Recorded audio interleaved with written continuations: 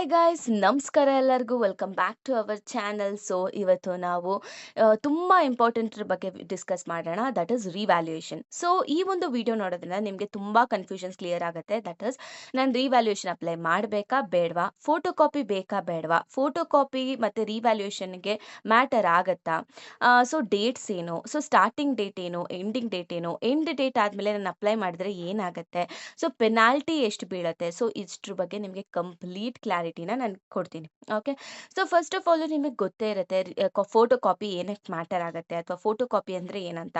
ಏನು ನೀವು ಬರ್ದಿರೋಂಥ ಆನ್ಸರ್ಗೆ xerox copy ಅಲ್ವಾ ಅದು.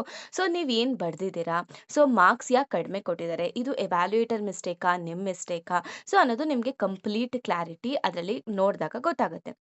ಓಕೆ, ಸೊ ರಿವ್ಯಾಲ್ಯೂಯೇಷನ್ ಅಂದ್ರೂ ಕೂಡ ನಿಮಗೆ ಗೊತ್ತಿರುತ್ತೆ ಏನು ಅಂತ ಅಂದರೆ, ನಿಮ್ಮ ಒಂದು ಪೇಪರು ರಿವ್ಯಾಲ್ಯೂಯೇಷನ್ ಅಪ್ಲೈ ಮಾಡಿದಾಗ ಯಾವ ಎವ್ಯಾಲ್ಯೂಯೇಟರ್ ಮುಂಚೆ ಕರೆಕ್ಷನ್ ಮಾಡಿರ್ತಾರೆ ಆ ಒಂದು ಎವ್ಯಾಲ್ಯೂಯೇಟರ್ ಹತ್ರ ಹೋಗೋದಿಲ್ಲ.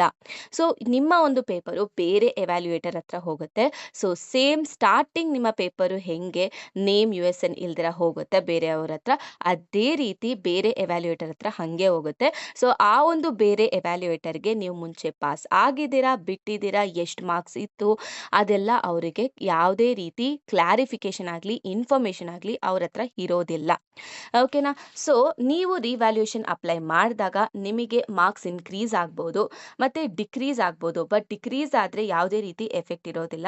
ಬೆಸ್ಟ್ ಆಫ್ 2 ಅಂತಾನೆ ತಗೊಳ್ತಾರೆ. ಬೆಸ್ಟ್ ಆಫ್ 2 ಅಂದರೆ ನೀವು ರಿವ್ಯಾಲ್ಯೂಯೇಷನ್ ಅಪ್ಲೈ ಮಾಡೋಕ್ಕಿಂತ ಮುಂಚೆ ನಿಮ್ಮ ಮಾರ್ಕ್ಸ್ ಏನಾದರೂ ಜಾಸ್ತಿ ಬಂದಿದ್ರೆ ಅದೇ ಮಾರ್ಕ್ಸ್ನ ಕನ್ಸಿಡರ್ ಮಾಡ್ತಾರೆ. ಸೊ ಇಲ್ಲಿ ನಿಮಗೆ ಯಾವುದೇ ರೀತಿ ಪ್ರಾಬ್ಲಮ್ ಆಗೋದಿಲ್ಲ ಅಕಸ್ಮಾತ್ ಕಡಿಮೆ ಬಂದರು. ಓಕೆ, ಆಮೇಲೆ ಸೇಮ್ ಕೂಡ ಬರ್ಬೋದು, ಅದೇ ರೀತಿ ಸೇಮ್ ಮಾರ್ಕ್ಸ್ ಕೂಡ ಬರ್ಬೋದು. ಇಷ್ಟಂತೂ ನಿಮಗೆ ಗೊತ್ತು ಅಲ್ವಾ.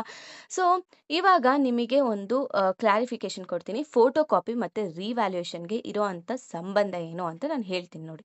ಸೊ ಫೋಟೋ ಕಾಪಿ ತಗೊಳ್ದೇನೆ ನಾನು ರಿವ್ಯಾಲ್ಯೂಯೇಷನ್ ಅಪ್ಲೈ ಮಾಡ್ಬೋದಾ ಅಂತ ತುಂಬ ಜನ ಕೇಳ್ತಾರೆ. ಸೊ ಎಸ್, ನೀವು ಅಪ್ಲೈ ಮಾಡ್ಬೋದು, but it is logically incorrect. ಓಕೆನಾ, ಇದು ಲಾಜಿಕಲಿ ಕರೆಕ್ಟ್ ಅಲ್ಲ ಗೈಸ್. ಸೊ ಯಾಕೆಂದರೆ ಇದು ಬೆಸ್ಟ್ ಪ್ರಾಕ್ಟೀಸು ಅಲ್ಲ. ಸೊ ಮೊದಲು ಫೋಟೋ ಕಾಪಿ ನೋಡ್ಕೊಳ್ಳಿ, ಮತ್ತು ನಿಮ್ಮ ಮಿಸ್ಟೇಕ್ಸ್ ಕನ್ಫರ್ಮ್ ಆದಮೇಲೆ ನೀವು ರಿವ್ಯಾಲ್ಯೂಯೇಷನ್ಗೆ ಹೋಗಿ. ಸೊ ಫೋಟೋ ಕಾಪಿಯಲ್ಲಿ ನಿಮಗೆ ಗೊತ್ತಿರುತ್ತೆ, ಮತ್ತು ಫೋಟೋ ಕಾಪಿ ಮತ್ತು ನಿಮ್ಮ ಒಂದು ಏನಿರುತ್ತೆ ಸ್ಕೀಮ್ ಆಫ್ ಎವ್ಯಾಲ್ಯೂಯೇಷನ್ನ ಕಂಪೇರ್ ಮಾಡಿ. ಓಕೆನಾ, ನಾನು ಎಲ್ಲ ಪಾಯಿಂಟ್ಸು ಇನ್ಕ್ಲೂಡ್ ಮಾಡಿನೂ ಕೂಡ ಅವ್ರು ಮಾರ್ಕ್ಸ್ ಕೊಟ್ಟಿಲ್ಲ ಅಂತ ಅಂದರೆ ಆವಾಗ ನೀವು ರಿವ್ಯಾಲ್ಯೂಯೇಷನ್ಗೆ ಹೋಗ್ಬೋದು. So that will be your plus point. ಯಾಕಂದರೆ ನಿಮಗೆ ಗೊತ್ತು ನೀವು ಬರ್ದಿರ್ತೀರಾ ಅಂತ. ಸೊ ಆವಾಗ ನೀವು ಅಪ್ಲೈ ಮಾಡಿದಾಗ ಖಂಡಿತವಾಗ್ಲೂ ನಿಮ್ಮ ಮಾರ್ಕ್ಸ್ ಇನ್ಕ್ರೀಸ್ ಆಗುತ್ತೆ. ಇನ್ನೊಂದೇನು ಹೇಳಬೇಕು ಅಂದರೆ, ಅದೇ ಇವ್ಯಾಲ್ಯೂಯೇಟರ್ ಹತ್ರ ಹೋಗೋದಿಲ್ವಾ. ಸೊ ಇವ್ಯಾಲ್ಯೂಯೇಟರ್ ಮೈಂಡ್ಸೆಟ್ಟು ಕೂಡ ಬೇರೆ ಇರುತ್ತೆ ಅಲ್ವಾ. ನೀವು ಅಪ್ಲೈ ಮಾಡಿದಾಗ ಅದು ಲೀನಿಯಂಟ್ ಇವ್ಯಾಲ್ಯೂಯೇಟರ್ ಹತ್ರ ಹೋಗ್ಬೋದು. ಸೊ ಇದರಿಂದ ನಿಮ್ಮ ಮನಿ ಕೂಡ ವೇಸ್ಟ್ ಆಗಲ್ಲ, ಆಮೇಲೆ ಫಾಲ್ಸ್ ಹೋಪ್ ಕೂಡ ಇರೋದಿಲ್ಲ. ಓಕೆನಾ. So I personally suggest you to take the photo copy and compare with your ಏನಂತಾರೆ scheme of evaluation. Okay, so ಇವಾಗ ರಿವ್ಯಾಲ್ಯೂಯೇಷನ್ ಅಪ್ಲೈ ಮಾಡಬೇಕಾ ಬೇಡವಾ, ಹೆಂಗೆ ಡಿಸಿಷನ್ ತಗೊಳ್ಬೇಕು. ಸೊ ಗೈಸ್ ಲಾಜಿಕಲ್ ಆಗಿ ಯೋಚನೆ ಮಾಡಿ. ಓಕೆನಾ. ಸೊ ಕೇರ್ಫುಲ್ ಆಗಿ ಕೇಳಿಸ್ಕೊಳ್ಳಿ. ನಿಮ್ಮ ಮಾರ್ಕ್ಸ್ ಏನಾದರೂ ಡಬಲ್ ಡಿಜಿಟ್ ಅಥವಾ 10 ಮೇಲೆ ರೇಂಜ್ ಆಗ್ತಿದೆ ಅಂತ ಅಂದರೆ ರಿವ್ಯಾಲ್ಯೂಯೇಷನ್ನು ಲಾಜಿಕ್ ಆಗಿ ನೀವು ಅಪ್ಲೈ ಮಾಡ್ಬೋದು. ಆಮೇಲೆ ಕೆಲವೊಂದು ಸಿನಾರಿಯೋಸ್ ಇರುತ್ತೆ ಏನು ಅಂತ ಅಂದರೆ, ಇವಾಗ ಅವ್ರ ಮಾರ್ಕ್ಸು 5, 3 ಈ ಥರ ಬಂದು ರಿವ್ಯಾಲ್ಯೂಯೇಷನ್ ಅಪ್ಲೈ ಮಾಡಿದ್ಮೇಲೂ ಅವರಿಗೆ ಮಾರ್ಕ್ಸು 20+ ಬಂದಿರೋಂಥ ಕೇಸಸ್ಸು ನೀವು ನೋಡಿರ್ತೀರ. That is very rare case. ಓಕೆನಾ, ಆ ಥರ ಆಗೋದು. ಆಮೇಲೆ ನಾನೇನು ರೆಕಮೆಂಡ್ ಮಾಡೋದಿಲ್ಲ ಆ ಥರ. ಏನು ನಿಮ್ಮ ಮಾರ್ಕ್ಸ್ ಏನಾದರೂ ಬಿಲೋ 5 ಬಂದಿದ್ರೆ ಜನರಲಿ ನಾನು ರೆಕಮೆಂಡ್ ಮಾಡೋದಿಲ್ಲ ಹಾಕಿ ಅಂತ. ಯಾಕೆ ಅಂದರೆ ಅದು ತುಂಬಾ ರೇರ್ ಕೇಸು ಗೈಸ್ ಬರೋದು, ಮಾರ್ಕ್ಸ್ ಇನ್ಕ್ರೀಸ್ ಆಗೋದು ಅಂಥ ಒಂದು ಸಿಚುವೇಷನಲ್ಲಿ. ತುಂಬ ಅದು ಎಕ್ಸೆಪ್ಷನಲ್ ಕೇಸ್. ಎಕ್ಸೆಪ್ಷನಲ್ ಕೇಸ್ ಅಂತ ಯಾಕೆ ಹೇಳ್ತಿದ್ದೀನಿ ಅಂತ ಅಂದರೆ, ಆ ಒಂದು ಸ್ಟೂಡೆಂಟ್ಸು ಕೂಡ ಇದೇ ರೀತಿ ನಿಮ್ಮ ಫೋಟೋ ಕಾಪಿ ಮತ್ತು ಸ್ಕೀಮ್ ಆಫ್ ಎವ್ಯಾಲ್ಯೂಯೇಷನ್ನ ಕಂಪೇರ್ ಮಾಡಿ, ಮತ್ತು ಆ ಒಂದು ಸ್ಟೂಡೆಂಟ್ಗೆ ಕಾನ್ಫಿಡೆಂಟ್ ಇದ್ದಾಗೇ ಆ ಒಬ್ಬ ವ್ಯಕ್ತಿ ಆಗಲಿ ಪರ್ಸನ್ ಆಗಲಿ ಸ್ಟೂಡೆಂಟ್ ಆಗಲಿ ಅಪ್ಲೈ ಮಾಡಿರ್ತಾರೆ ರಿವ್ಯಾಲ್ಯೂಯೇಷನ್. ಅದಕ್ಕೆ ಆ ಒಂದು ಕಾನ್ಫಿಡೆನ್ಸಿಂದ ಅಪ್ಲೈ ಮಾಡಿದಾಗೆ ಅವ್ರಿಗೆ ಮಾರ್ಕ್ಸ್ ಬರುತ್ತೆ. ಓಕೆನಾ. ಸೊ ಅಪ್ಲೈ ಮಾಡಬೇಕಾದ್ರೆ ಸೊ ನಿಮ್ಮ ಇಂಟರ್ನಲ್ ಮಾರ್ಕ್ಸ್ ಕೂಡ ಏನಂತೀರ 28 ಮೇಲೆ ರೇಂಜ್ ಆಗ್ತಿರಬೇಕು. ಆಮೇಲೆ ಆನ್ಸರ್ಸ್ನ ಅಟೆಂಪ್ಟ್ ಮಾಡಿದ್ದೀನಿ ಅನ್ನೋ ಫುಲ್ ಕಾನ್ಫಿಡೆನ್ಸ್ ಇಂದ ನೀವು ಇದ್ದರೆ ಅಪ್ಲೈ ಮಾಡಿ. ಓಕೆನಾ. ಸೊ ಇಲ್ಲಿ ಜಸ್ಟ್ ನಾನು ಲಕ್ಗೋಸ್ಕರ ಅಂತ ಅಂದರೆ, ನೋಡೋಣ ಬಿಡು ನಾನು ಹಾಕ್ತೀನಿ ಅಕಸ್ಮಾತ್ ಬಂದರೆ ಬರಲಿ ಬಿಟ್ಟರೆ ಬಿಡಲಿ ಅನ್ನೋ ಥರ ನೀವೇನಾದರೂ ಲಕ್ನ ಟ್ರೈ ಮಾಡ್ತಿದ್ರೆ ಖಂಡಿತವಾಗ್ಲೂ ಇಲ್ಲಿ ವರ್ಕೌಟ್ ಆಗೋದಿಲ್ಲ. ಓಕೆನಾ. ಸೊ ಇವಾಗ ನಾವು ಡೇಟ್ಸ್ ಬಗ್ಗೆ ಡಿಸ್ಕಷನ್ ಮಾಡೋಣ. Important dates. ಸೊ ನೋಟಿಫಿಕೇಶನ್ ಪ್ರಕಾರ ರಿವ್ಯಾಲ್ಯೂಯೇಷನ್‌ಗೆ ಮತ್ತೆ ಫೋಟೋ ಕಾಪಿ ಸ್ಟಾರ್ಟ್ ಡೇಟ್ ಬಂದು 10ನೇ ತಾರೀಕು. ಓಕೆನಾ? ಫೆಬ್ರವರಿ 10ನೇ ತಾರೀಕಿಂದ ಶುರು ಆಗತ್ತೆ. ಓಕೆನಾ? ಸೊ ಇದರದ್ದು ಲಾಸ್ಟ್ ಡೇಟ್ ಬಂದು that is note, that is without penalty. So without penalty last date ಬಂದ್ಬಿಟ್ಟು 14ನೇ ತಾರೀಕು ಫೆಬ್ರವರಿ. ಓಕೆನಾ?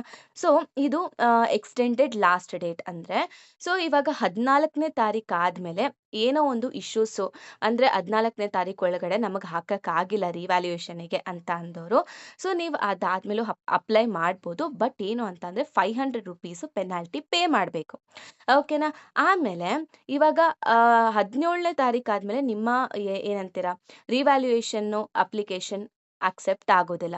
17ನೇ ತಾರೀಕುವರೆಗೂ ಅಷ್ಟೇನೆ. ಓಕೆನಾ? ಸೊ ಎಕ್ಸ್ಟೆಂಡೆಡ್ ಲಾಸ್ಟ್ ಡೇಟ್ ಬಂದು ಕೂಡ 17ನೇ ತಾರೀಕು ಅಷ್ಟೇ. ವಿತ್ ಪೆನಾಲ್ಟಿ ನೀವು ಪೇ ಮಾಡ್ತೀರಲ್ಲ, 14ನೇ ತಾರೀಕು ಆದ್ಮೇಲೆ ನೀವು ಪೆನಾಲ್ಟಿ ಪೇ ಮಾಡಬೇಕು. ಸೊ ಆ ಪೆನಾಲ್ಟಿ ಪೇ ಮಾಡೋದಕ್ಕೂ ಲಾಸ್ಟ್ ಡೇಟ್ ಇರುತ್ತೆ. ಲಾಸ್ಟ್ ಡೇಟ್ ಅಂದ್ರೆ ಲೈಕ್ ನಾನು ಹೇಳೋದು ನಿಮ್ಗೆ ಅರ್ಥ ಆಗ್ತಿದೆ ಅನ್ಸುತ್ತೆ, ರೈಟ್? ಸೊ ವಿತ್ ಪೆನಾಲ್ಟಿ ನೀವು ಪೇ ಮಾಡಿದ್ರು 17ನೇ ತಾರೀಕುವರೆಗೂ ಅಷ್ಟೇ. ಅದಾದ್ಮೇಲೆ ಯಾವುದೇ ರೀತಿ ಅಪ್ಲಿಕೇಶನ್ ಏನಂತೀರ ಅಕ್ಸೆಪ್ಟ್ ಆಗೋದಿಲ್ಲ. ಆಮೇಲೆ ಸೊ ನಾರ್ಮಲ್ ಆಗಿ ಡೇಟ್ ಮಿಸ್ ಆದರೆ ನಾನು ಹೇಳ್ದಂಗೆ ₹500 ಪೆನಾಲ್ಟಿ ಎಕ್ಸ್ಟ್ರಾ ಪೇ ಮಾಡಬೇಕು. ಓಕೆನಾ? ಸೊ ಇವಾಗ ನಿಮಗೆ ಫೀಸ್ ಸ್ಟ್ರಕ್ಚರ್ ಎಲ್ಲ ಗೊತ್ತೇ ಇರುತ್ತೆ. ಏನು ರಿವ್ಯಾಲ್ಯೂಯೇಷನ್ ಫೀಸ್ ಬಂದು ₹800 ಪರ್ ಸಬ್ಜೆಕ್ಟ್. ಓಕೆನಾ?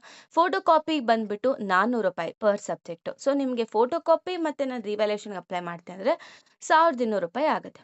ಓಕೆನಾ? ಸೊ ಇಷ್ಟು ನಿಮಗೆ ಕ್ಲಿಯರ್ ಆಯ್ತಲ್ವಾ? ರಿವ್ಯಾಲ್ಯೂಯೇಷನ್ ಅಪ್ಲೈ ಮಾಡಬೇಕಾ ಬೇಡವಾ? ಸೊ ಫೋಟೋ ಕಾಪಿ ಇಂಪಾರ್ಟೆನ್ಸ್ ಏನು? ಡೇಟ್ಸ್ ಏನು?